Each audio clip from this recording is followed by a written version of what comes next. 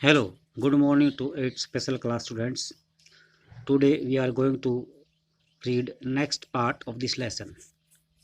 Yesterday we have learned about FIR. Now we are going to read our next topic. Next topic is what is the role of public prosecutor. Public prosecutor का मतलब होता है सरकारी वकील। तो यहाँ पर प्रश्न ये बनता है सरकारी जो वकील की भूमिका क्या होती है। इसका आंसर आप सुनिए, मैं बताऊंगा, जो वहाँ से लिखना है आपको। ये पढ़ रहे हैं पहले हम, पहला paragraph. A criminal offence is regarded as a public wrong. किसी भी अपराध का उल्लंघन करना ये सार्वजनिक रूप से गलत माना जाता है। सार्वजनिक यानी सबका नुकसान होता है इससे, सारी जनता का। What is meant by this, इसका क्या अर्थ है। That it is considered to have a been committed not only against the affected victims but against society as a whole. यानी इसका साफ मतलब ये है कि यह अपराध केवल पीड़ित व्यक्ति को ही नुकसान नहीं पहुंचाता, बल्कि पूरे समाज के प्रति नुकसान पहुंचाता है, उनका नुकसान करता है, उसको प्रभावित करता है। Do you remember the case of dowry system, dowry death. क्या आपको याद है कि दहेज के लिए dowry death of Sudha that we read about in the previous chapter. हमने पिछले चैप्टर में पढ़ा था कि दहेज के कारण सुधा की हत्या किस तरह कर दी गई थी। The case against the accused Lakshman and his family was presented by the state. फिर आगे क्या हुआ अभी। आरोपी लक्ष्मण और उसके परिवार के खिलाफ मुकदमा राज्य की ओर से चलाया गया। दैट इज वाई, क्योंकि द केस वाज कॉल्ड, ये इसलिए किया गया था क्योंकि मुकदमे का नाम क्या था। स्टेट यानी दिल्ली एडमिनिस्ट्रेशन, दिल्ली प्रशासन, versus Lakshman Kumar and others. मुकदमे का नाम ही क्या था, राज्य वर्सेज लक्ष्मण कुमार और दूसरे। Similarly the above case can be called, इसलिए इस केस को क्या कहा गया, अभी क्या नाम दिया गया, स्टेट वर्सेज शांति हेम्ब्रम। तो इसका नाम भी क्या रखा गया, राज्य versus Shanti Hembram. And note Mrs Sindhe versus Shanti Hembram. इसको ये नहीं कहा गया कि श्रीमती सिंधे और शांति हेम्ब्रम के बीच का मुकदमा है। तो स्टेट जब खुद सरकारी वकील देता है तो राज्य की तरफ से प्रतिनिधित्व करता है वकील उसका। इन द कोर्ट, अब यहाँ से इस पैराग्राफ में है भी आंसर इसका। In the court it is the public prosecutor who represents the interest of the state. अदालत में सरकारी वकील राज्य के हितों की तरफ से दलील देता है, व्यक्त करता है, उनका प्रतिनिधित्व करता है राज्य के हितों की तरफ से या राज्य के पक्ष में। The role of the prosecutor begins once the police has conducted the investigation and filled the charge sheet in the court। इसका सरकारी वकील की जो प्रोसीजर है या प्रक्रिया है तब शुरू होती है जब police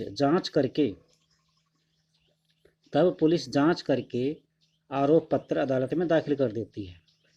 she has no role to play in the investigation.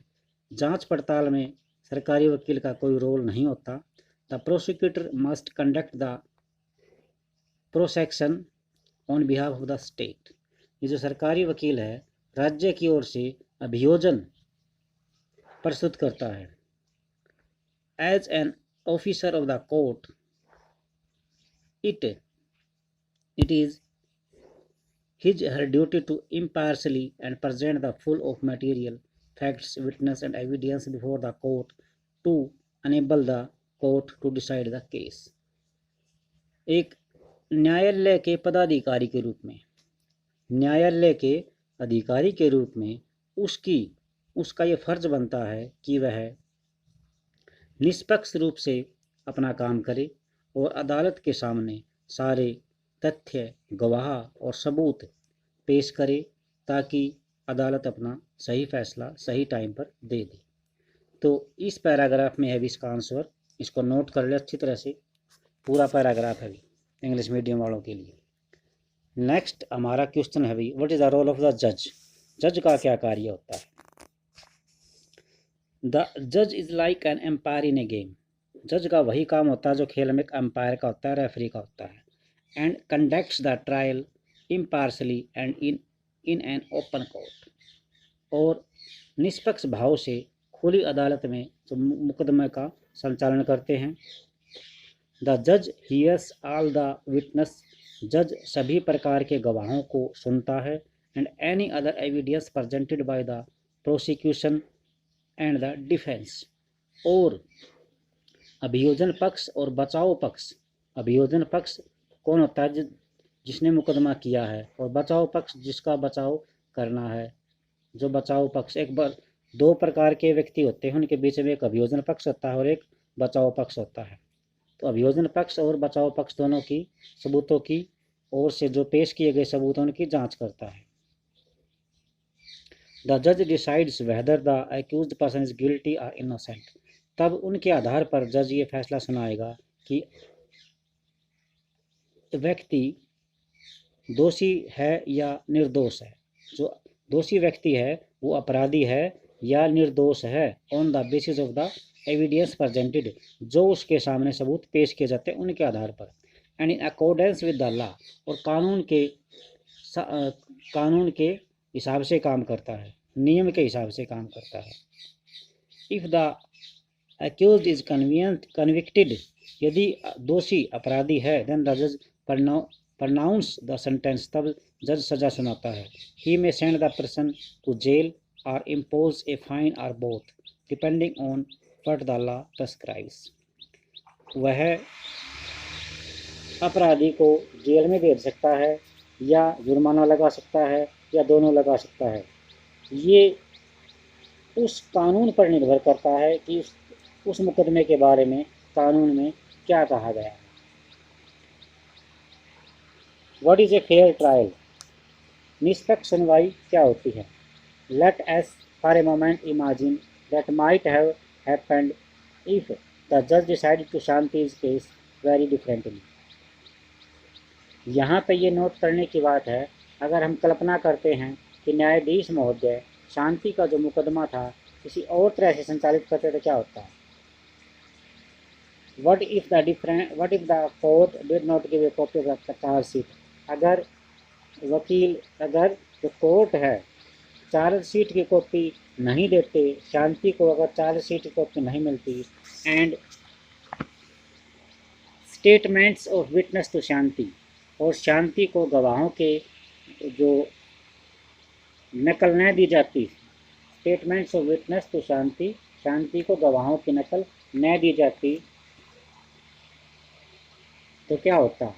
What if he had the trial in a secret location, और अगर क्या होता यदि इसके जो मुकदमे की जो ट्रायल है या जो सुनवाई है वो एक गुप्त स्थान पर होती, वेदर नाइदर शांति और सुशील वर प्रेजेंट, जहाँ पर शांति और सुशील दोनों पहुँच ही नहीं पाते। What if he did not give the Shanti lawyer, और अगर वह शांति को वकील ही नहीं देता तो क्या होता। एडवोकेट रोय अनफ टाइम, यानी एडवोकेट शांति का जो वकील था उसको काफ़ी उपयुक्त पर्याप्त समय नहीं मिलता प्रश्न पूछने के लिए, तो क्या होता। अभियोजन पक्ष से जो सवाल पूछे जाने थे उनसे अगर पर्याप्त समय नहीं मिलता तो क्या होता। जैसे mister Shinde, Mrs Shinde and instead had already decided that Shanti was guilty, और सुनवाई करने से पहले ही जज ये मान लेता कि जैसा श्रीमती शिंदे ने मान लिया था कि शांति दोषी है, तो क्या होता। इफ़ दिस हैपेंड, यदि इफ़ दिस हैड हैपेंड, यदि यह घट जाता, then it would be a case of an unfair trial, तब यह एक, इसका अर्थ ये होता है कि यह निष्पक्ष सुनवाई नहीं होती। This is because for a trial to be fair, यह इसलिए होता क्योंकि सुनवाई निष्पक्ष नहीं की गई। आर्टिकल 21, 2 मिनट रुक जा। Article 21 that a person's life or liberty can be taken away only by following a reasonable and just legal procedure। और संविधान के अनुच्छेद 21 में जीवन के अधिकार का आश्वासन दिया गया है।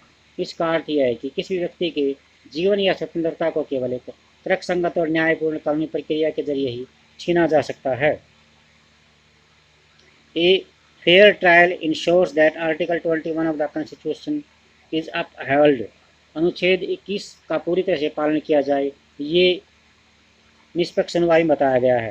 Let us now return to Shanti case. अब शांति के केस की तरफ लौटते हैं और देखते हैं कि क्या होता है आगे। तो आज यहीं तक पढ़ेंगे बेबी, नेक्स्ट पार्ट कल होगा। थैंक्स।